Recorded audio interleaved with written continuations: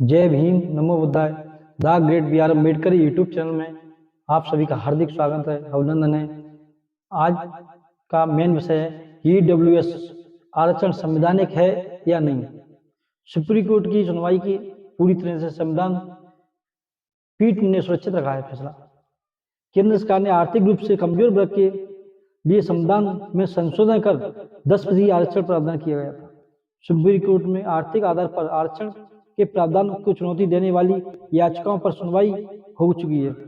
Supreme court की संविधान पीठ ने इस मामले में सुनवाई पूरी करने के बाद फैसला को सुरक्षित रखा है। अब संविधान में संशोधन कर सरकार ने आर्थिक रूप से कमजोर वर्ग के लिए सरकारी नौकरियों में उच्च शिक्षण संस्थाओं में 10% आरक्षण का प्रावधान किया गया है। केंद्र सरकार की ओर से किए गए इस संविधान संशोधन को चुनौती देते हुए सुप्रीम कोर्ट में कई याचिकाएं दाखिल हुई थी। आर्थिक रूप में कमजोर मध्यम वर्ग के आरक्षण का प्रावधान करने वाली संविधान संशोधन को चुनौती देने वाली याचिकाओं पर सुप्रीम कोर्ट ने सुनवाई पूरी हो गई है। आर्थिक रूप में कमजोर ईडब्ल्यूएस आरक्षण को सरकारी नौकरियों और उच्च शिक्षण संस्थाओं में 10% आरक्षण देने के लिए केंद्र सरकार ने फैसले को चुनौती देने वाली याचिकाओं पर सुनवाई 7 दिन चली। एक चीफ जस्टिस की अगुवाई में सुप्रीम कोर्ट की संविधान पीठ ने 7 दिन चली सुनवाई के बाद फैसला सुरक्षित अपने पक्ष में रखा। 7 दिन तक चली सुनवाई के दौरान सुप्रीम कोर्ट में केंद्र सरकार का पक्ष रखते हुए सॉलिसिटर जनरल तुषार मेहता ने कहा है, आर्थिक आधार पर आरक्षण संविधान रूप मूल ढांचे का उल्लंघन नहीं करता है। उन्होंने दलील दी है कि आर्थिक आधार पर आरक्षण का फैसला संविधान के मूल ढांचे को मजबूती प्रदान करता है। लेकिन जो अभी तक आरक्षण के विरोध में जो जनरल लोग जनरल कैटेगरी लोग बोल रहे थे, आरक्षण से देश को बर्बाद किया जा रहा है, आरक्षण से देश को विघटन हुआ है, आर्थिक कारण से देश की स्थिति बिगड़ चुकी।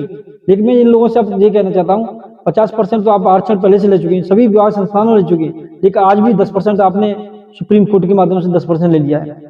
इसमें 5 जज थे, 5 जज में 3 जजों ने अपने संविधान की अपनी फैसले अपने रूप में रखा, 2 जज थे उनके खिलाफ थे, इसके विरोध में थे। लेकिन आज ना इनका कोई महात्मा संत बोला है भैया 10% 50% आरक्षण पहले से खा रहे हैं, ये 10% और सभी संस्थान उच्च संस्थानों में अभी आरक्षण ले चुकी। लेकिन अब SC ST OBC का कितनी % आरक्षण? अब आपने आरक्षण ले लिया, अच्छी बात है, लेकिन इनकी जाति जनगणना कराएं। जाति जनगणना कराने के बाद भी इनके आरक्षण बन रहा है ना, उसी हिसाब से आरक्षण दें,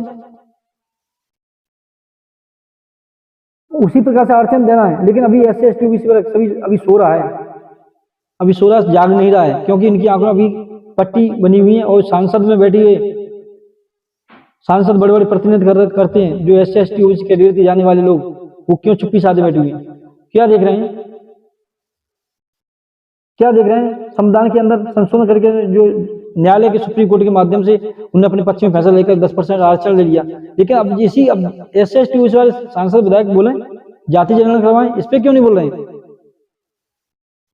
इसके ऊपर भी न्यायालय में बात रखें। ये केंद्र सरकार का बहुत बड़ा प्लान लंच है, षड्यंत्र केंद्र सरकार का है। ये केंद्र सरकार के चुनाव आ गए नजदीक, अब ये 10% आरक्षण देकर के लॉलीपॉप देकर के अब अपने वोट बैंक को मजबूत तैयार कर रही है। केंद्र सरकार का बहुत बड़ा एजेंडा ये चुनाव 2024 के नजदीक है, इसी एजेंडे को लेकर के उन्होंने 10% आरक्षण दिया, जितना सवर्ण वोट है पूरा अपने एक मुट्ठी में कर लिया। अभी जितनी महंगाई पर केंद्र सरकार ने कोई बात भी नहीं की, अन्य मुद्दों सच्चा स्वास्थ्य रोजगार पर कोई बात नहीं की। ऐसे मुद्दों पर क्यों सरकार पीछे हट जाती है?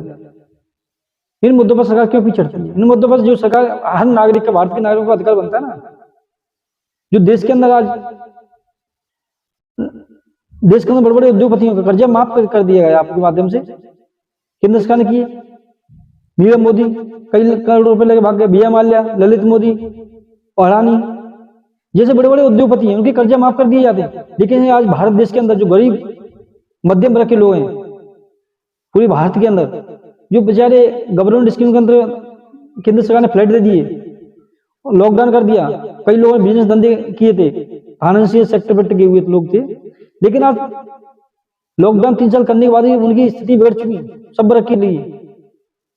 सभी वर्गों की आर्थिक स्थिति डूब चुकी है, बैंकें दबाव बना रही हैं, बैंक किस्तें बाउंस हो रही हैं, अनशन ब्याज ला रही हैं, लेकिन केंद्र सरकार अपनी उस फैसले पर क्यों नहीं आती है? उस फैसले पर केंद्र सरकार को लेना चाहिए ना। जो मध्य वर्ग का क्या हाल है आज, बैंकें उनका शोषण कर रही हैं, बैंकें उनके पीछे पड़ी हैं, किस्तों के लिए परेशान कर रही हैं। कई घरों में तो ताले डाल दिए गए, बैंकों की किस्तें बाउंस हुई हैं।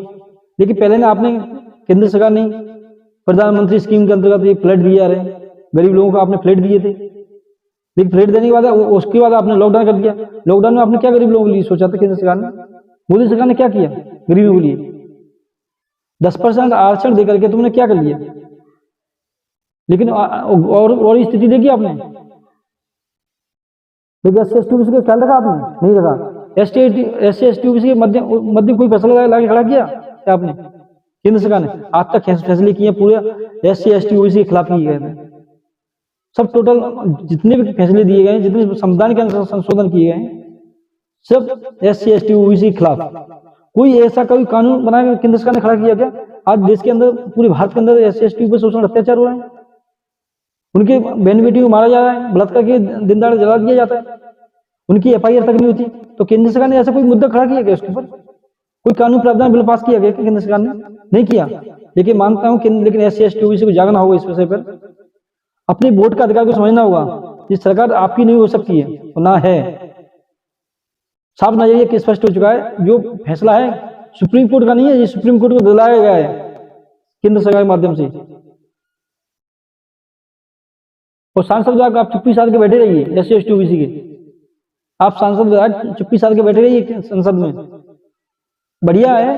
जैसी की हवा खा रहे हैं आप, सारी सुविधाएं फैसिलिटी ले रहे हैं, लेकिन आपने समाज के कुछ देखा क्या? समाज की क्या दशा हो रही है? मैं आपको नेक्स्ट सेकंड पार्ट में मिलता हूँ।